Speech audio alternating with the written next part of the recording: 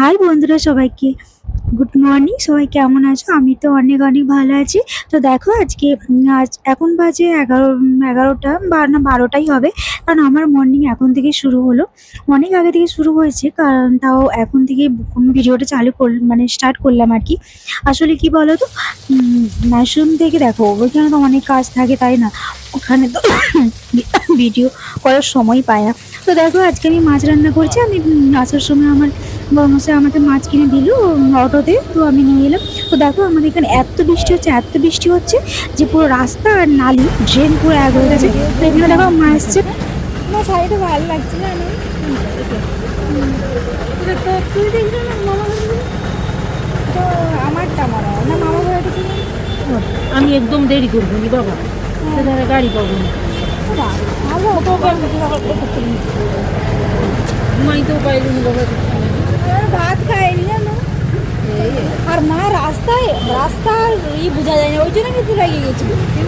রাস্তা দেখে জানি জল তো সেদিকে 12 মিনিটের জামাই ছেড়ে দিয়ে গেল বলে খেতে আসছে। বেশি হয়নি। তুমি যাবি কি আবার মেয়ে জামাইকে ডাকবি? দেখি ডাকতে হবে, কি করবো না হলে আনানি বাবা। তুই পালিয়ে যাবো। হ্যাঁ,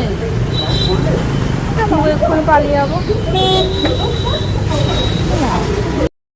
দেখো বন্ধুরা, আমার মা এখানে কত কিছু জিনিস নিয়ে এসেছেন। এই কালো চিটচিটাতে হচ্ছে তালের পিঠে আছে, মানে এখন তো তালের সিজন। তো দেখো এখানে বাড়ির ঘি মা বানিয়ে নিয়ে এসেছেন আমার জন্য। আর এখানে হচ্ছে চালের গুঁড়ি মা দিয়েছেন আর কি, যাতে আমি করে। আর এটা দেখো বাড়িতে দেশি মুড়ি আর কি। আসলে আমরা এখানে কিনে নেব বললাম মাকে, কিন্তু আমার মা আমাকে কিনতে দেয় না। আসলে মা বলেন যে আমি যতদিন পারবো আমি দেবো, এরকম মা বলেন।